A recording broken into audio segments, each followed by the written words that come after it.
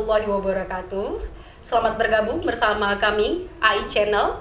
Hari ini merupakan sebuah kesempatan yang sangat luar biasa karena kami kedatangan Yarmin Dinamika, redaktur pelaksana Serambi Indonesia. Selamat siang, Bapak. Selamat siang. Ya, ada sebuah tema yang sangat menarik kami akan bahas hari ini, yaitu terkait dengan mainstreaming transitional justice. Bagaimana mengarus utamakan isu transitional justice.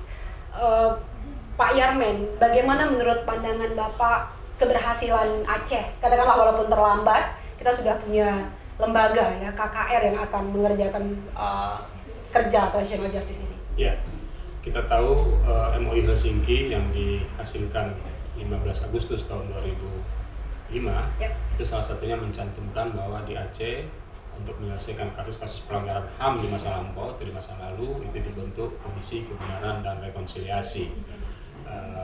KKR ini bukan hal baru di Indonesia karena untuk ketika kita ribut dengan tim-tim penyelesaiannya juga ada KKR, tapi ujung-ujungnya Komisi Kebenaran dan Persahabatan ujungnya ke sana gitu. Tahun 2007, 2 tahun setelah perundingan MOU Helsinki, itu ada pihak yang sangat intens membicarakan soal KKR ini. Badan itu adalah Badan Reintegrasi Aceh yang kemudian memandatkan lahirnya sebuah forum antara RI dengan GAM yang disebut KOSPA. KOSPA itu kira-kira bahasa kita adalah Komisi Keberlanjutan Dialog Perdamaian Aceh yang diinisiasi lahirnya oleh Forbes Damai. Forbes Damai itu sendiri berisi RI dengan GAM, komponen masyarakat sipil dan orang asing ketika itu yang fasilitasi. Dalam KOSPA itulah kemudian dirancang format kira-kira kalau rekonsiliasi kita hampiri atau kita dekati atau kita implementasikan polanya seperti apa gitu. Apakah ngikuti Afrika Selatan atau ikut pola Timur-Timur atau negara-negara lain yang pernah berkonflik kemudian diselesaikan secara rekonsiliasi. Ya, kita udah buat bagan itu, kita udah buat segala macam. Ketika diimplementasikan dan dipresentasikan di depan ulama, ulama mengingatkan bahwa ini Aceh daerah yang bersyariat Islam. Jangan nanti kita capek memaafkan orang di dunia, di akhirat kita masih dituntut diadili lagi di mahkamah Tuhan kata ya. Oleh karenanya satu pekerjaan kita lakukan di dunia itu nanti di akhirat tidak lagi ditanyain lah gitu. Kira-kira seperti itulah kerangka berpikir saudara-saudara kita dari kalangan ulama gitu. Jadi artinya ke depan pertanggungjawaban atas kesalahan-kesalahan yang berkualifikasi sebagai HAM berat di masa lalu itu harus ditanyakan kepada korbannya, wahai korban, apakah kamu memaafkan kesalahan kami pada periode ini? Kalau korban bilang saya maafkan, selesai. Namanya pemaafan kan. Dalam basis penyelesaian masalah dalam Islam kan begitu. Tuhan tidak akan campur tangan untuk urusan manusia dengan manusia. Kalau kita berbuat salah kepada orang, berutang kepada orang, ya kita selesaikan dulu, baru kemudian selesai urusan kita. Yang hak Tuhan itu adalah aturan-aturan kemudian dilanggar. Misalnya kita harus sholat 5 kali sehari, kita potong hanya 4 kali saja, ya kan? Itu kita bertanggung jawab kepada Tuhan. Di atas dasar itulah kemudian teman-teman di KKR sekarang atau para komisioner harus berpikir, pertama melibatkan ulama dan kemudian mengadopsi pandangan ulama ini supaya urusan KKR di Aceh itu akan beda dengan Afrika Selatan, akan beda dengan Timur Leste, ya karena kita mendasari rekonsiliasi itu dalam makna islah. Islah itu kan terminologi Islam gitu. Salah satu tadinya adalah penyelesaian sekali jalan lah antara apa yang dikerjakan di dunia dan di akhirat gitu. Dari pandangan media sendiri Pak Yarmin, bagaimana sebenarnya masyarakat masih menginginkan keadilan ini? Apakah semangat mereka dan keinginan mereka masih cukup besar dari pengamatan media dan pemberitaan media sendiri? Ya jelas, saya kebetulan pernah terlibat di Aceh Peace Resource Centers, lembaga yang mendampingi PRA untuk mempercepat program-program yang diimplementasikan oleh PRA. Salah satu mandatnya tadi itu adalah membentuk KKR. Asumsi kita bangun ketika itu, jangan-jangan KKR ini hanya kemauan pihak perunding saja. Masyarakat korban jangan-jangan sudah memaafkannya, atau mereka takut juga berhadapan dengan pelaku yang pernah menyakitinya nanti akan bertemu lagi, kan itu kan. Atas dasar itu lembaga saya Aceh Peace Resource Center turun ke lapangan menugaskan, saya ingat nama-namanya, Pak Muhammad Sidik Hamja, Agus Suwandi, terus kemudian Muhammad Sidik Armia, Agus Suwandi, Sabela, Amrat, dan saya sendiri sebagai koordinator untuk riset itu, kita datang kepada masyarakat korban. Betul. Ya, ada yang orang per orang, ada yang per kelompok. Yang per kelompok itu antara lain Porjadom, Forum Jandadom, IKOHA, Ikatan Keluarga Korban Pelanggaran HAM Aceh.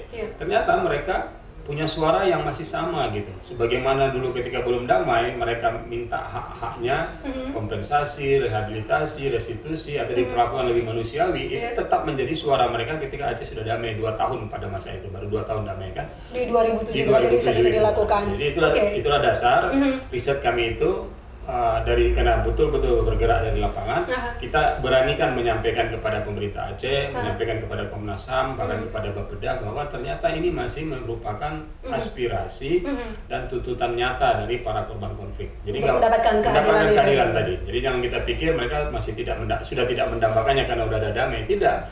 Sebelum damai mereka mendambakan, dengan adanya damai malah lebih mendambakan lagi. Boleh tidak kita mengatakan bahwa itu sebuah peluang bagi kerja KKR ini? Oh iya, betul. Karena yang akan diperjuangkannya adalah masyarakat korban. Ternyata masyarakat korban masih punya spirit yang sama dengan dan ingin terlibat untuk mendapatkan keadilan itu. Karena kan negara harus memberikan pertama pengakuan bahwa mereka ini adalah korban. Mereka juga harus tahu kenapa mereka jadi korban, dan kira-kira kalau ada yang samar-samar nggak jelas pelakunya, kenapa dia tiba-tiba disasar ketika itu. Apalagi dalam konteks rekonsiliasi kan pelaku datang untuk mengaku dan kemudian dia dapat amnesti, kan itu tujuannya kan. Ini harus dipahami bahwa KKR ini konsepnya adalah bukan mengadili orang di pengadilan, tapi menyelesaikan persoalan dengan cara mediasi sebagai court of court, artinya penyelesaian masalah pelanggaran HAM tapi diselesaikan di luar peradilan gitu. Nah, jadi kepada korban, jadi gini, ketika ini masuk ke dalam sistem KKR, ya, maka masyarakat korban dia akan mendapat kompensasi, rehabilitasi, restitusi. Pelaku yang berbaik hati mengakui tadi dia akan dapat amnesti, kan gitu. Ampunan ya, jika diberikan. Oke, kita tadi sudah punya peluang ya, Pak Yarmen.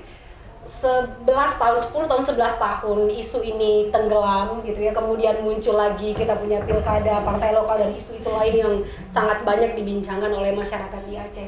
Apa tantangan yang terbesar bagi media, ditambah lagi dengan ini adalah wartawan-wartawan muda yang tidak punya pengalaman secara langsung terhadap konflik, mampu memunculkan kembali isu transitional justice ini? Ya, saya pikir karena ada 2 periode yang berbeda antara generasi wartawan yang dulunya terlibat di masa konflik, meliput segala macam, bahkan melahirkan karya-karya jurnalistik, bahkan ada yang buku, foto-foto, dengan teman wartawan baru yang mungkin mereka baru masuk setelah konflik Aceh berakhir atau bahkan setelah tsunami. Harus ada satu lembaga pengingat kepada mereka yang menjembatani antara 2 periode yang berbeda tadi ini. Saya pikir ini peluang bagi AII, Aceh Institute, untuk kemudian menjembatani ini.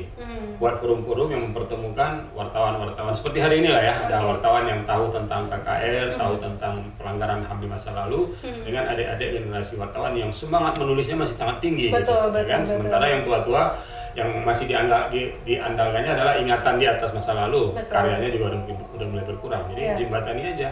Cara menjembatani, saya pikir kita gunakan konsep atau metode menelusuri atau tracking kasus di dalam investigative reporting. Bisa kita investigasi melalui people trial, mencari tahu orang-orang dan mencari orang-orang yang tahu tentang kejadian di masa-masa sebagai narasumber utama gitu ya. Apalagi di Aceh kasus sangat banyak, sangat banyak sekali kasus sebagai pelanggaran HAM. Ada kasus Arakundo, ada kasus Bantakia, pembantaian Simpang KKA, cukup banyak lah. Terus kemudian itu masih bisa ditelusuri, mumpung orangnya masih hidup ya. Terus kemudian bisa juga melalui penelusuran dokumen atau kertas-kertas, surat-surat yang misalnya menugaskan aparat negara sampai 8 tahap kemari ketika operasi Jaring Merah gitu kan. Apakah benar dulu ada Gubernur Aceh yang mengabarkan keadaan Aceh seperti ini, dan kemudian bagaimana respon Presiden sampai harus menurunkan pasukan, dan pasukan itu kemudian ketika memberantas GAM atau menumpas GAM, ternyata bukan saja GAM yang terkena akibatnya, masyarakat sipil yang nggak ada hubungan dengan GAM juga banyak yang mengalami dampak dari penanganan itu. Nah, itu masih bisa ditelusuri oleh teman-teman jurnalis. Yang ketiga itu adalah kalau memang ternyata di masa konflik itu ada aliran dana yang bilang mencurigakan, itu masih bisa ditelusuri. Termasuk yang terakhir sekali adalah trial site trial. Site trial itu adalah atau location trial, menelusuri tempat-tempat misalnya tempat orang dibantai, tempat orang disekap, rumah gedung, terus kemudian kuburan massal. Dan kebetulan ada teman-teman kita di Aceh yang dulu dilibatkan oleh Komnas HAM untuk menggali kuburan itu dan punya pengetahuan tentang forensik. Salah satunya saya sebut nama Pak Saifuddin Bantasan. Dia masih hidup, masih bisa ditanyain gitu. Nah, ini pekerjaan wartawan yang bisa dilakukan meskipun itu udah lama, tapi masih sangat dimungkinkan karena yang namanya investigatif itu tidak ada kadaluarsanya. Betul, gitu. betul. Apalagi pelanggaran HAM sendiri nggak ada kadaluarsanya. Nah, itu dia. Terakhir ini Mbak Yarmen, seberapa penting sebenarnya peran media untuk menyukseskan kerja KKR ini sendiri dan mampu membantu korban untuk mendatangkan atau mencapai keadilan itu sendiri? Iya, pers pasti punya peran besar. Pertama karena dia menginformasikan, dari orang tidak tahu menjadi tahu. Betul. Kedua, dia juga mengemban fungsi edukasi. Fungsi edukasi itu yang sangat penting bahwa ini apa pentingnya kita berpihak kepada masyarakat korban. Betul. Ya kan? Iya. Kepentingan itu yang harus diberitahu kepada masyarakat bahwa korban wajib mendapatkan informasi kenapa dia menjadi korban. Betul. Ya kan? Padahal dia bukan peserta tempur ketika itu, tidak kombatan dia. Kemudian apakah setelah positioningnya dia sudah tahu bahwa dia korban dan masa itu, apakah dia tidak berhak mendapatkan kompensasi, rehabilitasi, restitusi yang maaf kata kita aja nabrak ayam orang, kita harus bayar gitu kan. Ini nyawa lagi kan. Betul. Nah, ini yang harus disuarakan oleh teman-teman wartawan tadi. Jadi ada banyak pekerjaan yang masih bisa dilakukan oleh teman wartawan sepanjang dia punya pengetahuan yang cukup tentang KKR, transitional justice, atau bahkan tentang hukum humaniter. Bagaimana sebetulnya perang itu menjadi lebih beradab karena diatur dengan dipayungi oleh hukum humaniter. Saya kira itu pekerjaan-pekerjaan besar teman-teman aktivis LSM memberitahu kepada wartawan buat pelatihan sering-sering supaya dia punya pengetahuan seperti wartawan di masa konflik dulu gitu. Betul. Tapi orientasinya ini adalah orientasi memanfaatkan momen damai untuk kemudian menceritakan bahwa sebelum damai ini ada satu masalah dan masalah itu sampai saat ini belum teratasi dengan tuntas. Itulah yang menjadi fokus pemberitaan mereka gitu. Sehingga energi yang pernah disuarakan oleh teman-teman LSM, teman-teman aktivis mahasiswa, para demonstran kita yang berani yang luar biasa, ancaman terhadap mereka juga luar biasa, itu masih bisa terus bersambung sampai kemudian ekspektasi, hak-hak dan hak-hak yang seharusnya didapatkan oleh masyarakat korban itu tercapai. Bagi saya, kalaupun kita anggap perdamaian Aceh sudah terwujud, sudah tidak ada lagi tembak menembak, tidak ada lagi peluru berdentum, bom segala macam, itu tetap belum dianggap sempurna jika salah satu pasal terpenting dalam MOU itu adalah KKR belum sudah terbentuk, tetapi masyarakat korbannya belum terbahagiakan, belum mendapatkan hak-haknya. Jadi sebuah perdamaian baru akan selesai jika masyarakat korban pun sudah mendapatkan keadilan yang seharusnya gitu.